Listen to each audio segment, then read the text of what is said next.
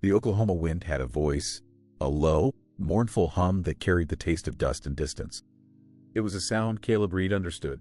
It spoke of loneliness, of endless horizons, and of things lost that could never be found again. It was the only voice he had tolerated for the better part of a year as he and his lame mare, Bess, wandered south with no destination in mind. He led the horse into the town of Redemption Creek, his worn-out boots scuffing a rhythm in the red dirt of the main street. The name was a bitter irony. Caleb wasn't seeking redemption. He was trying to outrun memory, an impossible race he was slowly losing. Bess's thrown shoe was the only reason he'd stopped. A blacksmith, a handful of coins for oats and flour. That was all he wanted from this place before disappearing back into the vast, indifferent prairie. He left Bess in the care of a taciturn blacksmith and wandered toward the edge of town, his fiddle case bumping against his hip. It was his only constant, the polished wood worn smooth by his hands, the horsehair on the bow frayed from 1,000 laments played to empty landscapes. He needed a quiet place to eat his last piece of hardtack and wait, somewhere away from the curious glances the townspeople cast at any stranger. That's when he saw the homestead. It was set back from the road, a small, tidy cabin of weathered gray timber. Its most remarkable feature, the profound silence that seemed to surround it like a wall. While the wind whipped at the tall prairie grass, here, everything was still. A single rose bush, a riot of defiant crimson blooms, grew beside the porch, a splash of vibrant life in a world of muted browns and golds. It was a place of meticulous order, yet it felt as desolate as his own heart. Drawn by the quiet, he settled on the bottom step of the porch, his back against a post. He didn't intend to intrude, only to borrow a moment of its stillness. After eating, he unlatched his fiddle case. The instrument felt like an extension of his own soul. He didn't play for an audience. He played to quiet the ghosts of his wife, Mary, and their daughter, Lily, whose laughter he could only summon through the mournful strings. He drew the bow, and a low, sorrowful melody drifted into the air, a song of rain and farewells, of a life that had ended too soon. From behind the thin curtains of the cabin window, Alara watched the stranger. She had been a ghost in her own home for over a year. Her world shrunk to the four walls of the cabin and the rosebush her husband, Daniel, had planted. Her silence was a fortress, built brick by brick after the trauma that had stolen her voice and her future. The people in town saw her as a fragile thing, a mute widow to be pitied and managed. They did not understand that her silence was not empty. It was filled with the screams she could no longer utter. The fiddler's music was different. It wasn't the loud, cheerful noise of the town socials she sometimes heard from a distance. This music was raw, woven from the same thread as her own grief. It spoke of loss without asking for sympathy. It filled the oppressive quiet of her home not with noise, but with understanding. For the first time in a year, she did not feel entirely alone. The lament ended, its final note hanging in the air before being swept away by the wind. Before Caleb could begin another tune, the sound of a well-shod horse broke the quiet. A tall, impeccably dressed man rode up to the homestead, his posture radiating an air of ownership. He dismounted and strode toward the porch, his cold eyes fixing on Caleb. "You're trespassing," the man said, his voice smooth but edged with steel. Caleb slowly lowered his fiddle. "Just resting a moment, meaning no harm. This is the home of a respectable widow, Mrs. Alara Wallace. She is unwell, and I will not have her disturbed by vagrants." The man stopped at the foot of the steps, looking down his nose at Caleb's dusty clothes. "I am Silas Croft. I own the bank and most of the land hereabouts. I consider Mrs. Wallace my ward, and I look after her interests." The possessiveness in his tone was unmistakable. He spoke of Alara not as a person, but as a property to be managed. A strange, protective instinct stirred in Caleb. "She seems to keep a fine home," he observed, nodding toward the perfectly tended rosebush. "Alara is fragile," Croft said, a dismissive wave of his hand. "She requires peace and quiet. Your caterwauling is hardly conducive to that. Take your fiddle and be on your way." Caleb met the banker's gaze. His own eyes narrowed. He had seen men like Silas Croft before, men who cloaked their greed in a thin veneer of civility. He rose slowly to his feet, deliberately taking his time as he placed his fiddle back in its case. He didn't offer a word, just a long, steady look that communicated his disdain more effectively than any insult. "See that you don't return," Croft warned as Caleb turned to leave. Caleb walked away without looking back, the banker's arrogance leaving a sour taste in his mouth. He felt a pang of pity for the silent widow, left to the protection of such a man. When he reached the road, he paused. Something made him turn back. He saw Croft knock on the cabin door, wait a moment, and then let himself in with a key produced from his own pocket. The act of casual intrusion settled uneasily in Caleb's gut. After waiting a safe distance down the road for Croft to depart, Caleb was drawn back to the quiet homestead. He couldn't shake the feeling of a story left unfinished. He sat on the porch step again, the setting sun casting long shadows across the yard. This time, he didn't play a lament. He played something softer, a simple, questioning melody his daughter Lily had loved, a tune that asked a question without words. He played the phrase once, then let the silence settle. And from within the cabin, he heard it. Tap, tap, tap, tap. The sound was faint, barely audible over the whisper of the wind, but it was unmistakable. Rhythmic, deliberate. He froze, bow hovering over the strings. Had he imagined it? He waited. The silence returned. Slowly, he raised the fiddle and played the same questioning phrase again. His notes softer this time, more hesitant.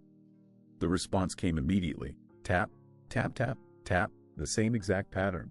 A thrill, part fear and part wonder, shot through him. He played a different sequence, a short, simple arpeggio that climbed and then fell. Tap, tap, tap, tap, tap, tap. A new rhythm, clearly in response to his own. Caleb's heart hammered against his ribs. He lowered the fiddle, his mind reeling. The people of Redemption Creek were wrong. The widow in the silent house was not fragile or unwell. She was speaking, and her voice was a rhythm tapped out on the floorboards, a secret language waiting for someone to listen. Sleep offered Caleb no escape. The memory of Alara's rhythmic tapping echoed in the quiet spaces of his mind, a persistent, melodic ghost. He abandoned his bedroll long before dawn, nursing a small campfire back to life under a canopy of indifferent stars. By the flickering light, he scrawled in the dirt with a stick, recreating the patterns from memory. Tap, tap, tap, tap. He knew it wasn't random. It was a language, a deliberate sequence of sounds that held more meaning than all the empty chatter he'd heard in Redemption Creek. Grief had its own rhythms, but this was something else. This was a story trying to be told. He returned to her homestead later that morning, a quiet supplicant at the altar of her silence. He sat on the porch step, the wood warmed by the Oklahoma sun, and played a simple, questioning scale. He paused, listening. The cabin remained still. He played it again, his bow drawing a clear, patient sound from the strings. This time, the answer came, tapped from the floorboards just inside the door. A pattern that mirrored his own, but with a slight variation, as if correcting his grammar. A tentative smile touched Caleb's lips. The lesson had begun. So unfolded their silent dialogue. Each day, Caleb would return to the porch, his fiddle case in hand, and they would practice their strange, new language. He became a student of her silence, learning the nuances of her rhythms. A quick, light series of taps meant yes or good. A slow, heavy beat meant no or sadness. He learned her rhythm for sun, a bright, staccato burst, and her pattern for wind, a long, drawn-out series of soft thumps that mimicked its mournful sound. He started a journal, a small, leather-bound book he bought at the general store, and began meticulously documenting the patterns, creating a lexicon of her quiet world. He played his own stories for her. A lively, bouncing tune recalled the day he met Mary at a barn dance, her laughter like a cascade of bright notes. Alara's response was a series of light, joyful taps, a shared celebration of a memory that was not her own. When he played a slow, heartbreaking lullaby, the one he'd composed for Lily, the one he could never finish, her answering rhythm was so full of quiet empathy, a slow, deep thrum that seemed to match the ache in his own chest, that it brought a hot sting to his eyes. In her silent response, he felt a measure of peace he hadn't known since their deaths. She was not just listening, she was understanding. Through his eyes, he watched her transformation. The ghost behind the curtain began to step into the light. He would catch glimpses of her standing by the window, her posture straighter, her expression one of intense concentration as she listened. The trauma that had stolen her voice was still there, a shadow in her deep, thoughtful eyes, but it no longer defined her entirely. The music was giving her a new way to speak, and she was seizing it with a quiet, fierce determination. The mystery of the code, however, ran deeper than simple communication. As Caleb's understanding grew, he realized it was a system Daniel must have created specifically for her. One afternoon, she tapped out a complex sequence, repeating it until he had it perfectly transcribed in his journal. That night, by his fire, he worked to decipher it, cross-referencing it with the simpler patterns he'd already learned. The first phrases emerged from the page like ghosts taking form, fragments of love letters Daniel had hidden within their secret language. "Dearest Alara, remember our promise. Secret safe." A thrill ran through him. This wasn't just a code. It was a legacy of love, a private world Daniel had built for his wife. And now, she was inviting Caleb into it. He felt like a trespasser in a sacred space, yet he also felt an undeniable pull, a need to know the rest of the story. His daily visits did not go unnoticed. Silas Croft's antagonism grew with each passing day. One afternoon, as Caleb was leaving the blacksmith shop, the town sheriff, a beefy man with a face that had settled into a permanent scowl, blocked his path. "Got a complaint about you, Fiddler," the sheriff said, hooking his thumbs in his belt. "Vagrancy. Mr. Croft says you've been loitering, disturbing the peace out at the Wallace place." Before Caleb could respond, the blacksmith emerged from the forge, wiping his hands on a greasy rag. "He ain't a vagrant, Sheriff. He's been working for me, mucking out stalls, helping with the bellows. Pays his way." The blacksmith, a quiet man named Elias, had seen the grief in Caleb's eyes and offered him odd jobs in exchange for a few coins and a shared, unspoken understanding of loss. The sheriff, clearly displeased to have his authority challenged by a simple tradesman, grunted. "See that you keep working then, and stay clear of Mr. Croft's business." The warning was clear. Thwarted in his attempt to use the law, Silas shifted his attack. He began to poison the town's well of opinion, spreading cruel whispers about the poor, mute widow. She was addled by grief, he told people at the general store, her mind as silent as her voice. This stranger, this fiddler, was taking advantage of her, preying on her weakness. The narrative was designed to isolate Alara further, to paint Caleb as a predator and reinforce Silas's own position as her benevolent protector. Caleb ignored the whispers and the cold shoulders he received in town. His world had shrunk to the quiet homestead and the silent conversations on the porch. He was no longer a wanderer passing through. He was an anchor, Alara's sole link to communicating the story locked inside her. To run now, to give in to the old nomadic instinct that had driven him for a year, would be to abandon her to the suffocating silence Silas was trying to enforce. It would be a betrayal not only of her, but of his own flickering hope for a life beyond grief. His music, once a private lament, had found a purpose. It was a key, and he was determined to help her find the lock it was meant to open. Late one afternoon, as the setting sun bled crimson across the prairie, Alara tapped out a new rhythm, one that was sharp, urgent, and dissonant. It lacked the melodic quality of her other messages. This was not a memory or a feeling. It was a warning. He scribbled it frantically in his journal, the setting sun making it difficult to see the page. He didn't wait for the campfire. He rode Bess a short way out of town and deciphered it by the last fading light of day, his heart pounding with a sense of dread. The pattern was simpler than the others, a stark, repeating sequence. When he finally translated the letters, a chill traced its way down his spine, cold and sharp as a blade. The message was 4 words, but they changed everything. Silas knows. He watches. The 4 words burned in Caleb's mind, a brand of sudden, chilling clarity. Silas knows. He watches. This was no longer a gentle unfolding of a tragic past. It was a race against a man who had already proven his ruthlessness. The chapter of quiet discovery was over. A new one, filled with suspense and danger, had just begun. He returned to Alara's homestead at dawn, not as a wandering musician, but as a co-conspirator. The morning air was crisp and cool, but the atmosphere on the porch was charged with a new urgency. He didn't waste time with musical pleasantries. He played a sharp, questioning chord, and Alara's tapping began immediately, a frantic, desperate rhythm. The slow burn mystery had ignited.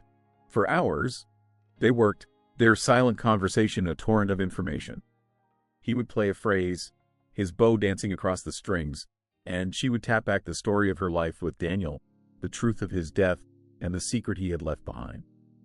Daniel, she communicated, had been an amateur cartographer, a man who saw the truth of the land in lines and figures. He had discovered that Silas Croft was systematically cheating homesteaders, using fraudulent surveys to alter property lines, cutting off access to creeks and fertile soil. He wasn't just a predatory banker. He was a thief on a grand scale. Daniel had compiled a ledger, a book containing the real survey maps, copies of the forged ones, and sworn affidavits from other families Croft had victimized. It was a meticulous record of Silas's crimes. Before Daniel could take the ledger to the territorial authorities in Guthrie, Silas had confronted him at the river. Alara, worried about the meeting, had followed at a distance. She had hidden in the cottonwoods, a helpless witness as the argument escalated.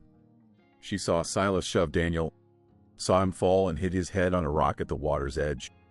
Silas had held him under until the struggling stopped, then let the current carry his body downstream. It was ruled an accidental drowning, a tragic story that earned Silas the town's sympathy for his grief over a dear friend.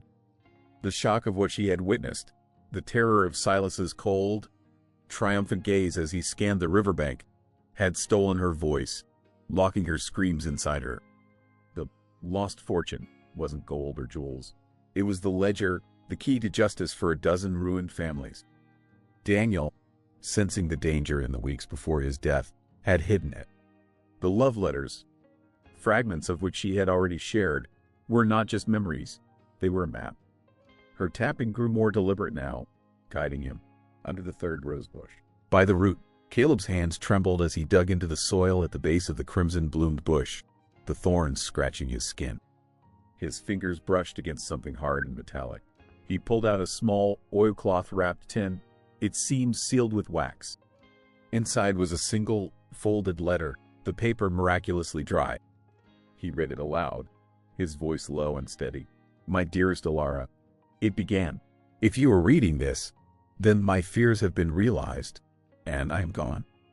Do not mourn me. Live. That is all I ask. I have left the truth of this town's sorrows in a safe place. Our love is the key, kept safe where the heart of the home beats.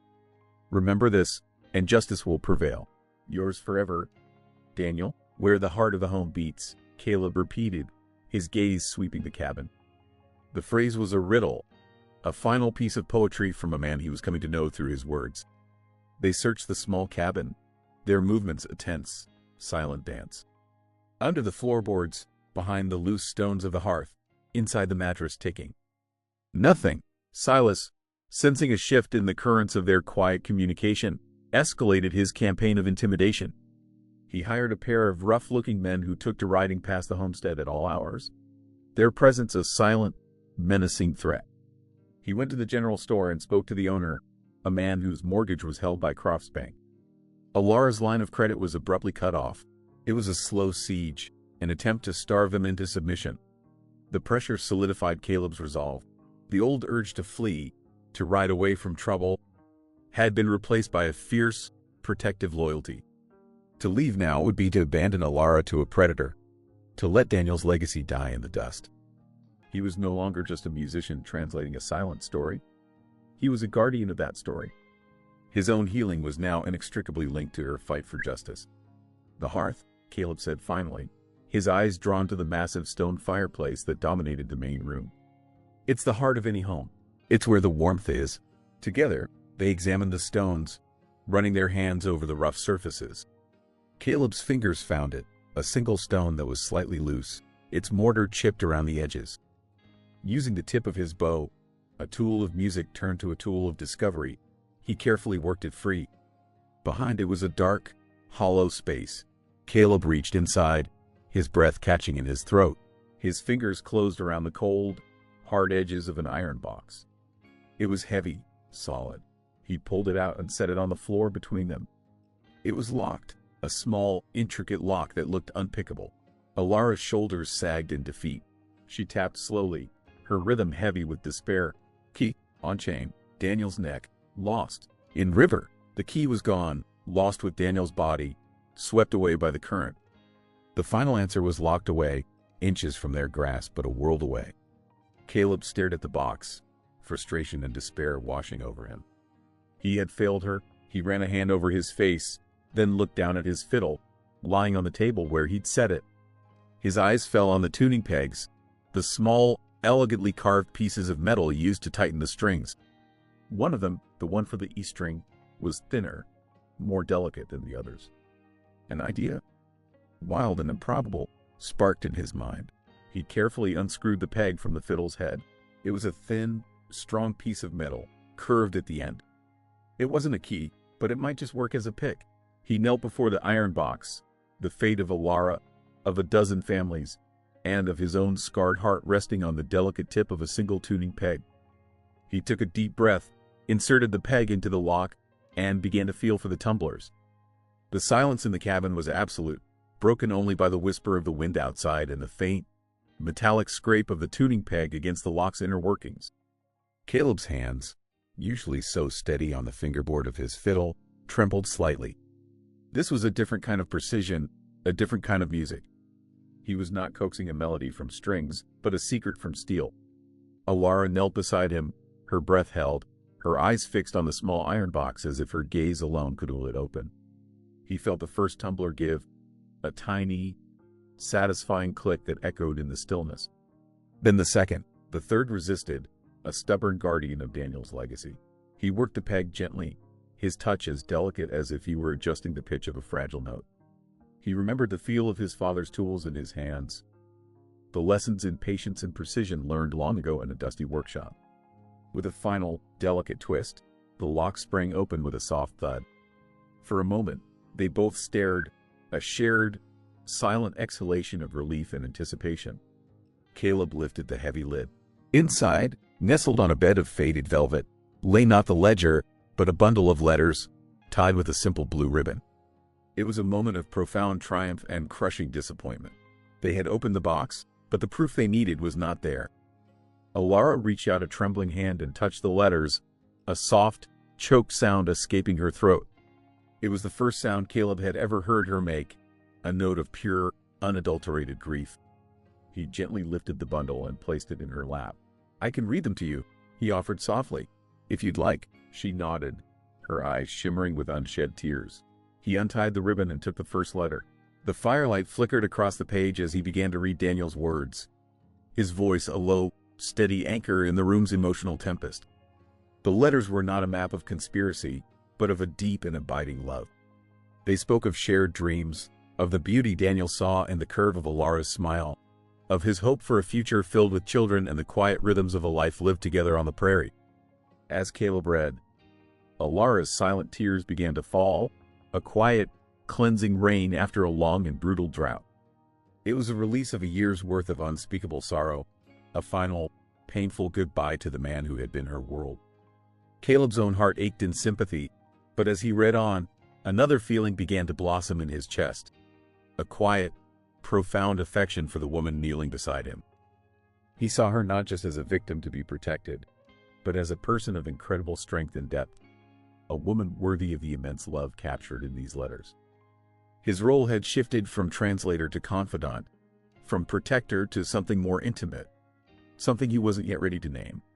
He finished the last letter. Its final words, "You are the music of my life," Alara, hanging in the air between them. The fire popped and crackled, the only sound in the shared, sacred silence. Alara finally looked up, her tear-streaked face luminous in the firelight. She offered him a small, watery smile of profound gratitude. In that moment, their bond, forged in silence and sorrow, was sealed. They were no longer two strangers united by circumstance, but a chosen family of two, facing the world together. But the ledger was still missing. The final letter must hold the last clue. Caleb picked it up and read it again.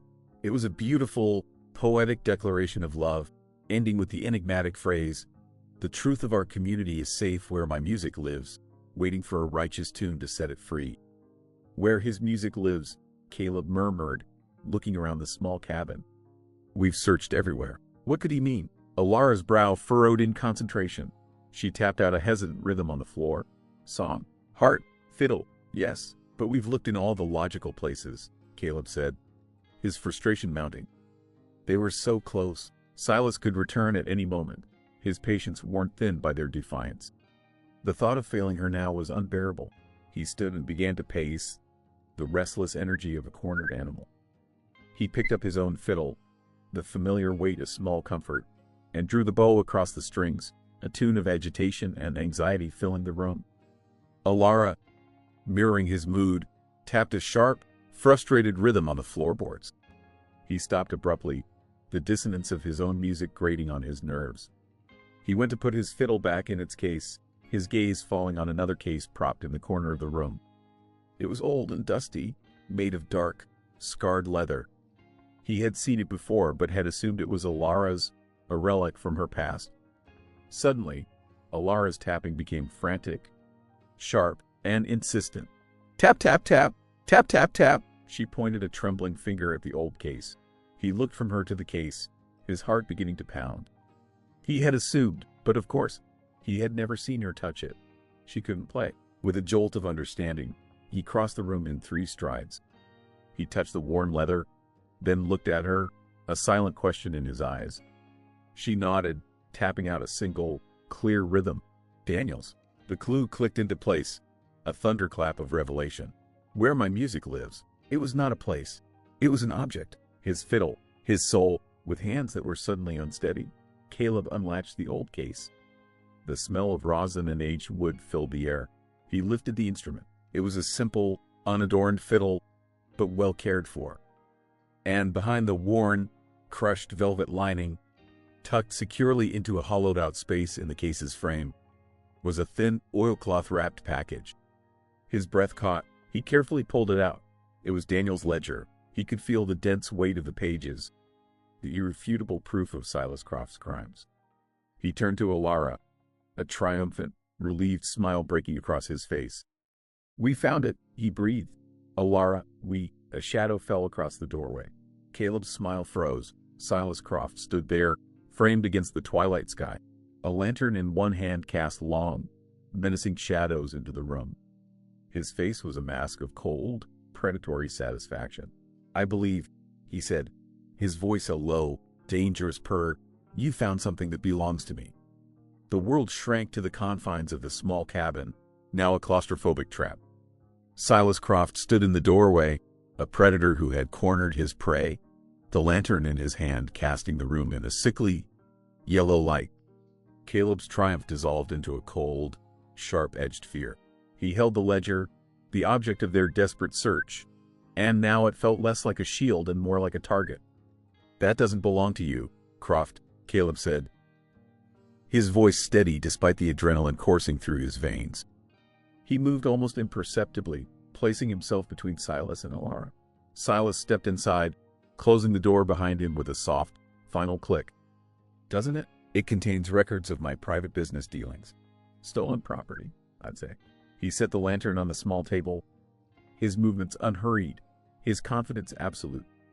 Hand it over, Fiddler, and I might be inclined to be merciful. A fire, after all, can be a tragic accident, so common in these dry prairie homes. The threat was unmistakable, hanging in the air like the smell of kerosene. He would burn the cabin down around them, erasing the evidence and the witnesses in one cleansing blaze. He took a step toward Caleb, his hand outstretched. He taunted Alara with his eyes, a cruel, dismissive smirk playing on his lips. And you, my dear, all this trouble, if only you had been more accommodating. Your silence is your greatest virtue. You should have maintained it. The psychological pressure was immense, a suffocating weight designed to crush their spirits before he crushed their bodies. It was in that crucible of fear that something inside Alara finally snapped. As Silas took another step, a sound tore from her throat, a raw, guttural cry of pure, primal rage. It was a broken, strangled noise, more animal than human, but it was a sound.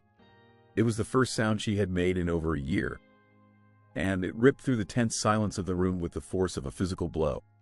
Silas froze, startled by the unexpected noise from the mute woman.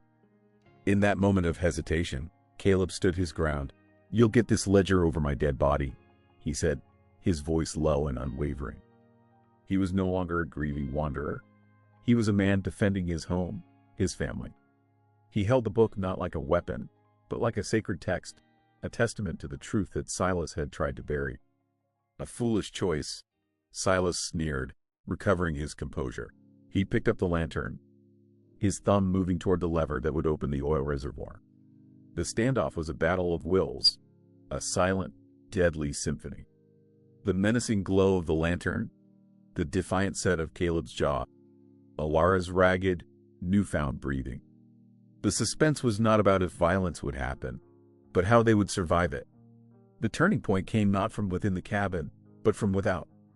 Elias, the blacksmith, had seen Silas Croft head toward the Wallace place after dark, a lantern in his hand and a look on his face that spoke of ill intent.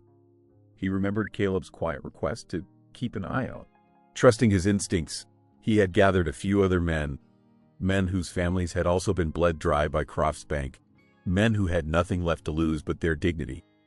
They approached the homestead not as a vigilante mob, but as quiet, determined witnesses, their footsteps muffled by the soft prairie dust.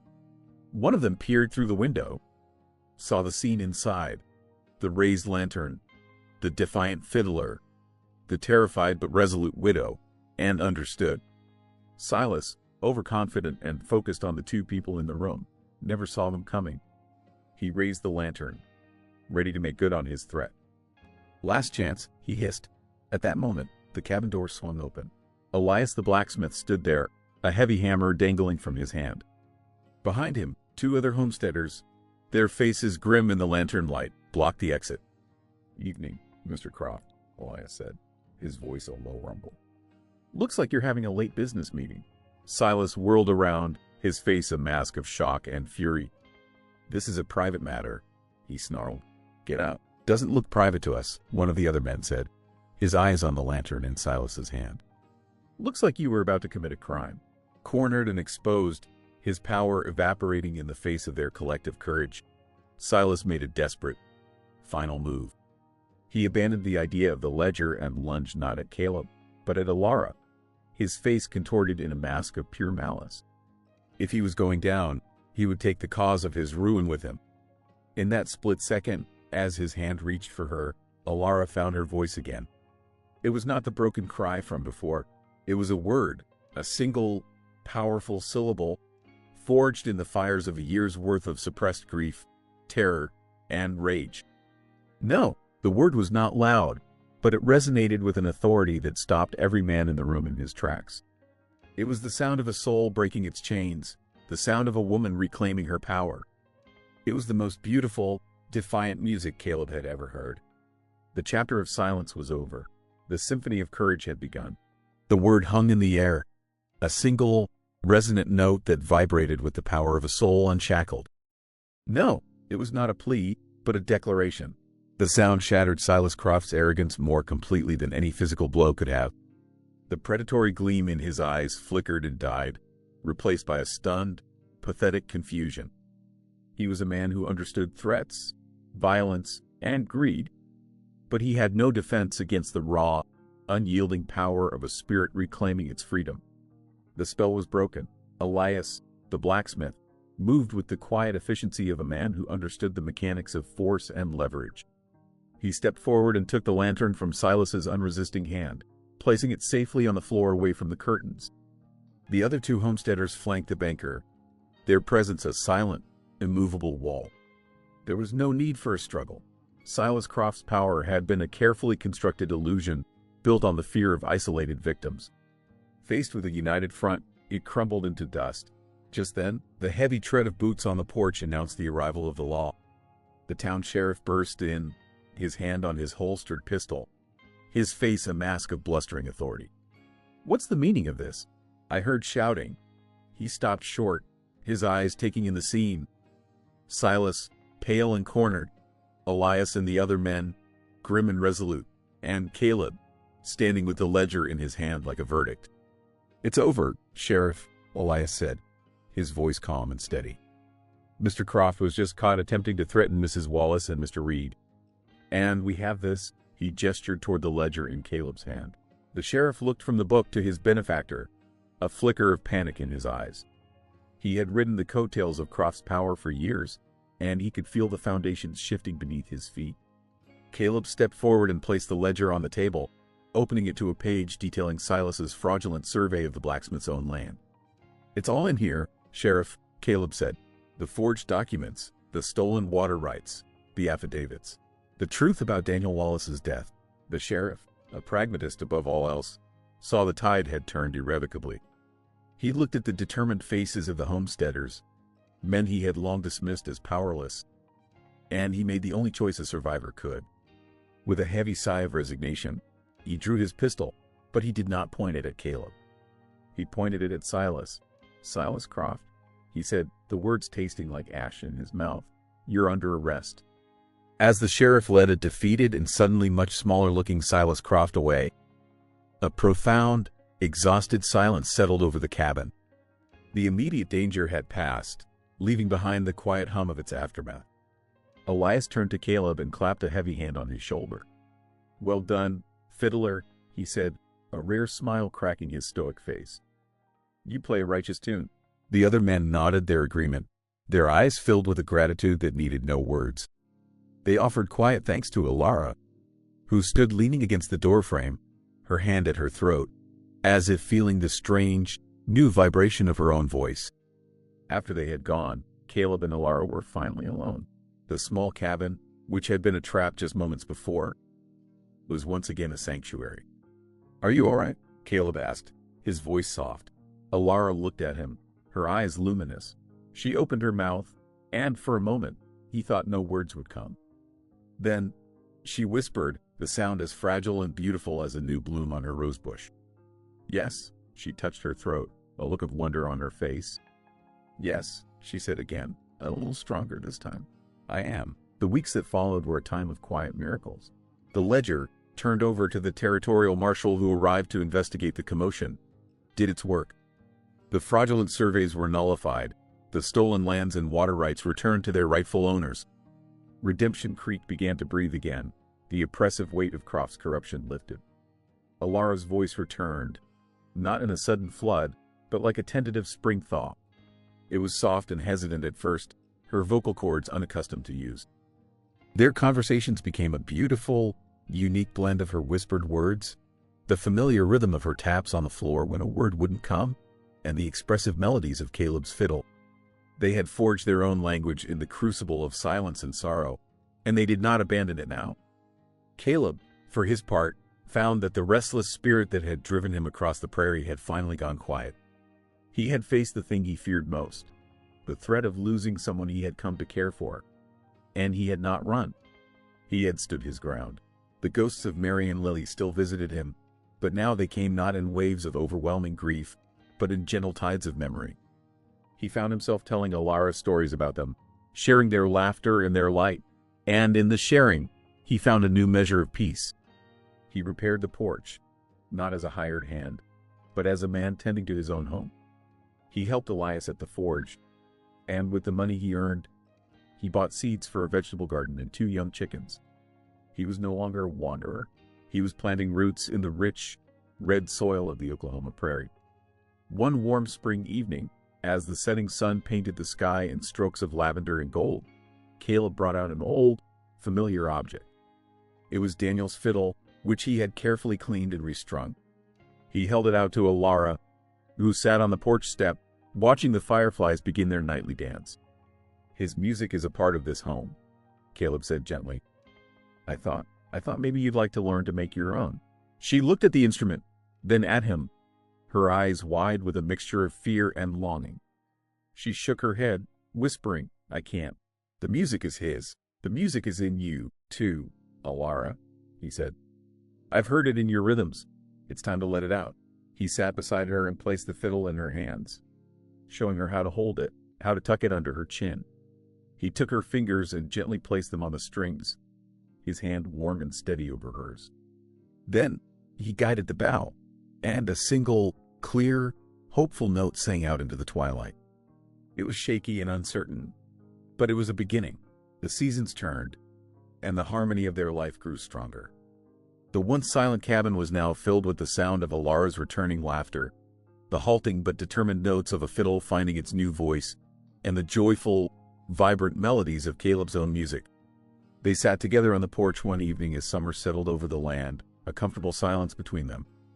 The wind, once a voice of loneliness, now carried the sweet scent of blooming roses and the gentle hum of a healing prairie.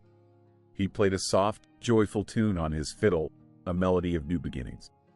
Alara leaned her head against his shoulder and began to hum along, her voice, soft but true, blending with the notes of the fiddle in perfect harmony. Caleb looked at the woman beside him, her face serene in the fading light, and he knew he was finally home. They were two broken souls who had found their missing pieces in each other, a chosen family forged in silence, and now bound together by song. The journey had been long and fraught with peril, but here, on this quiet porch, with the music of their shared lives floating on the evening air, they had found their redemption. The silence had been filled, not with noise, but with love.